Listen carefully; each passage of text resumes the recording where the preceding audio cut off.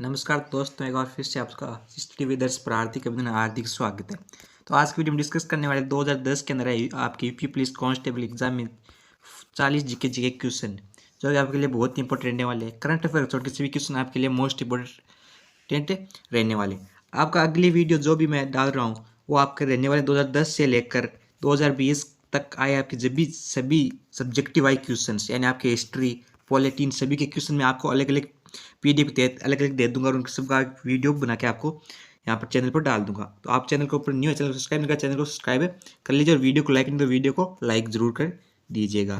तो देखिए, आज का क्वेश्चन आया था आपके पहले 2010 के अंदर कि वायुमंडल ऑक्सीजन की मात्रा कितनी है। तो मोस्ट इंपोर्टेंट क्वेश्चन है ये। वायुमंडल ऑक्सीजन की मात्रा 21% है, लगभग 21%। सबसे अधिक मात्रा है आपके नाइट्रोजन की 78%। सबसे अधिक किसकी मात्रा है? नाइट्रोजन की। नाइट्रोजन सबसे अधिक है मात्रा है और ऑक्सीजन आपके सेकेंड नंबर पर 21% के साथ। अगला क्वेश्चन था कि आर्यभट्ट एक प्रसिद्ध है। आर्यभट्ट क्या है? एक प्रसिद्ध खगोल वेत्ता। आर्यभट्ट एक प्रसिद्ध खगोल वेत्ता है। खगोल वेत्ता मोस्ट इंपोर्टेंट क्वेश्चन ये बनने वाला था। अगला क्वेश्चन था आपका कि आखिर एक दिन अत्याचार का भी अंत होगा और अत्याचारी अपने दुष्कर्मों के लिए स्वयं स्वयं क्या करेगा? सिर ढूंढता है। सिर ढूंढता है, ये आपका कोई मुहावरा था, उसका ये सही अर्थ हो जाएगा। अगला क्वेश्चन था भारत का कौन सा देश रबर में उत्पादन सबसे अधिक उत्पादक है? सबसे अधिक उत्पादक रबर में आपका है तमिलनाडु। कौन है आपका? तमिलनाडु। अगला क्वेश्चन था कि निम्न में से कौन सी भाषा उत्तर प्रदेश की दूसरी राज्य भाषा है? दूसरी राज्य भाषा उत्तर प्रदेश की है तो वह है आपकी उर्दू। उर्दू उत्तर प्रदेश की दूसरी राज्य भाषा है। अगला क्वेश्चन था मोस्ट इंपोर्टेंट क्वेश्चन, इसे आप मार्क कर लीजिए। ब्रिटेन की मुद्रा का नाम क्या है? ब्रिटेन की मुद्रा का नाम क्या है? पौंड। ब्रिटेन की मुद्रा का नाम क्या है? पौंड। अगला क्वेश्चन था आपका निम्न में से कौन सा राज्य उत्तर प्रदेश की सीमावर्ती राज्य? इस क्वेश्चन को अभी मोस्ट इंपोर्टेंट मार्क कर लीजिए। अगर आप यूपी पुलिस कांस्टेबल एग्जाम देने जा रहे हो तो आपको उत्तर प्रदेश के सभी सीमावर्ती राज्य और सीमावर्ती देश से जरूर याद होना चाहिए। वहां से आप 1 से 2 क्वेश्चन आपके एग्जाम में जरूर आ सकते हैं। मोस्ट इंपोर्टेंट क्वेश्चन यहाँ पर बनने वाला है। तो निम्न में से कौन सा उत्तर प्रदेश का सीमावर्ती राज्य है? कौन सा उत्तर प्रदेश का सीमावर्ती राज्य?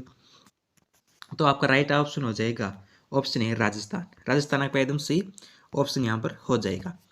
अगला क्वेश्चन था कि रुपये की तुलना में किस विदेशी मुद्रा का मूल्य अधिकतम है? ये क्वेश्चन भी मोस्ट इंपोर्टेंट है। रुपये की तुलना में किस मुद्रा का अधिकतम रुपये? ऑस्ट्रेलियन डॉलर का। ऑस्ट्रेलियन डॉलर का। अगला क्वेश्चन है भारत में कितने वर्ष के अंतराल पर जनगणना होती है? Most important question. 10 वर्ष के अंतराल पर। कितने पर? 10 वर्ष के अंतराल पर। आज जनगणना हुई थी आपकी 2011 के अंदर। इससे आपके एग्जाम में 1 से 2 क्वेश्चन रहने वाले हैं। 2011 जनगणना से 1 से 2 क्वेश्चन आपके एग्जाम के अंदर रहने वाले। अगला क्वेश्चन है आपका भारत का प्रधानमंत्री बनने के लिए न्यूनतम आयु कितनी है भारत के प्रधानमंत्री के लिए? तो आपकी 25 वर्ष। और राष्ट्रपति के लिए कितनी है? 35। दोनों क्वेश्चन आपके लिए मोस्ट इंपोर्टेंट। दोनों क्वेश्चन आपके एग्जाम के अंदर आने की ज्यादा संभावना बनती है इनकी। न्यूनतम आयु की किसकी? प्रधानमंत्री और राष्ट्रपति की। अगला क्वेश्चन है बहुचर्चित पुस्तक सैटेनिक वर्सेस के लेखक कौन है? बहुचर्चित पुस्तक है सैटेनिक वर्सेस और इसके लेखक कौन है? तो इसके लेखक होंगे Salman Rushdie. Most important question बनता है ये।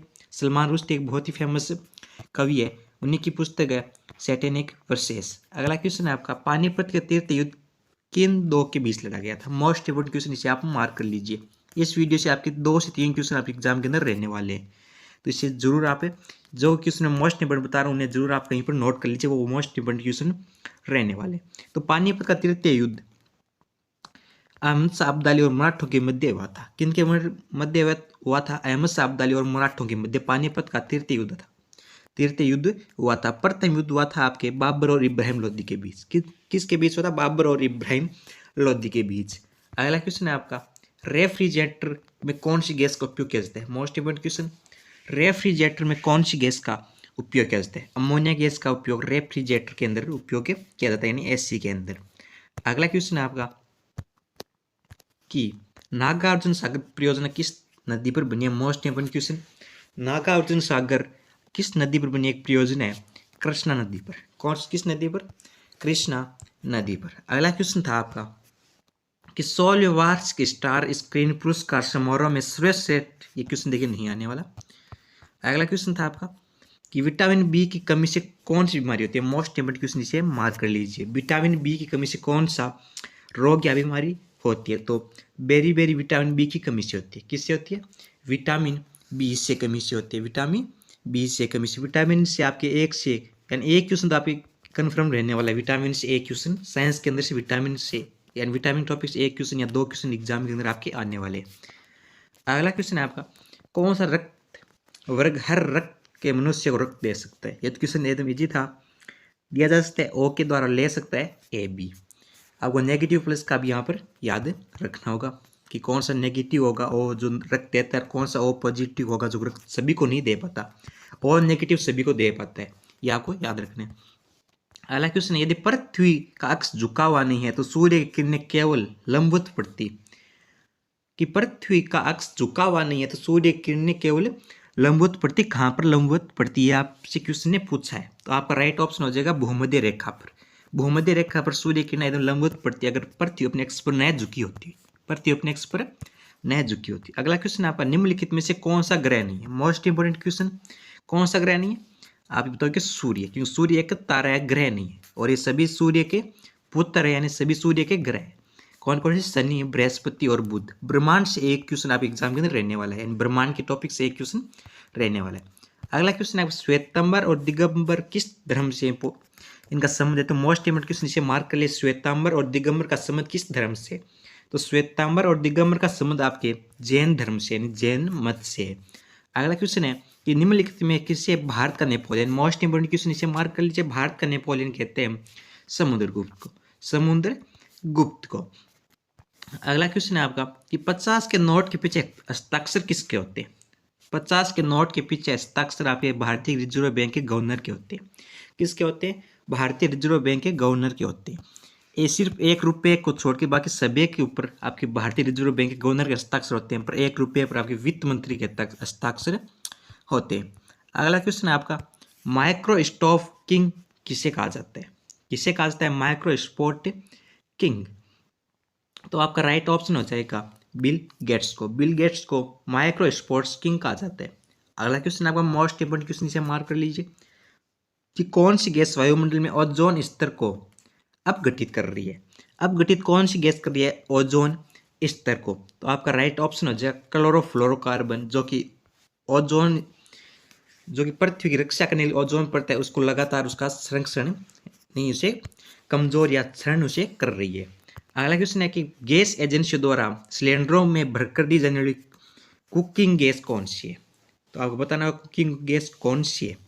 कि गैस एजेंसियों द्वारा सिलेंडरों में भरकर दी जाने वाली कुकिंग गैस है, एक क्या है कुकिंग गैस। एक तो एक आपको बताना है ठोस द्रव है या ठोस है या घोल है या कुछ है आपका कुकिंग गैस।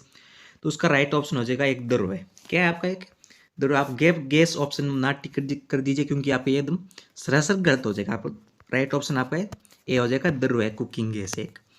अगला क्वेश्चन है कि दिए गए काले अक्षर का प्रयोजित शब्द छांटिए। देखिए हिंदी का क्वेश्चन यहाँ पर हम कोई काम नहीं इसका। अगला क्वेश्चन आप मोस्ट इंपोर्टेंट मार्क कर लीजिए, डिस्कवरी ऑफ इंडिया के लेखक कौन है।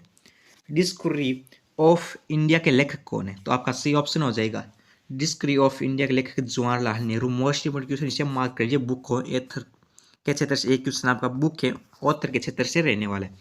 अगला क्वेश्चन है कि राज्यपाल की नियुक्ति कौन करता है। राज्यपाल की नियुक्ति कौन करता है? मोस्ट इंपोर्टेंट क्वेश्चन से मार्क कर लिए, राज्यपाल की नियुक्ति कौन करता है? राष्ट्रपति। राष्ट्रपति राज्यपाल की नियुक्ति करता है। अगला क्वेश्चन भी मोस्ट इंपोर्टेंट है कि जय जवान जय किसान का नारा किसने दिया। जय जवान जय किसान का नारा किसने दिया था? जय जवान जय किसान का नारा दिया था लाल बहादुर शास्त्री ने। मोस्ट इंपोर्टेंट क्वेश्चन इसे मार्क कर लीजिएगा। अब अगला क्वेश्चन है, स्वतंत्रता संग्राम में गांधी ने कई बार यानी गांधी जी ने कई बार क्या किए थे? आपके अनशन किए थे। कहाँ पर किए थे आपके अनशन का प्रयोग गांधी जी ने कई बार? तो आपका राइट ऑप्शन हो जाएगा इसका आमरण अनशन किए थे। क्या किए थे? आमरण अनशन। आप बाकी कहीं मत लगाने, आप एकदम गलत हो जाएगा। आपको बताना है आमरण अनशन गांधी जी ने कई बार स्वतंत्रता के समय किए थे।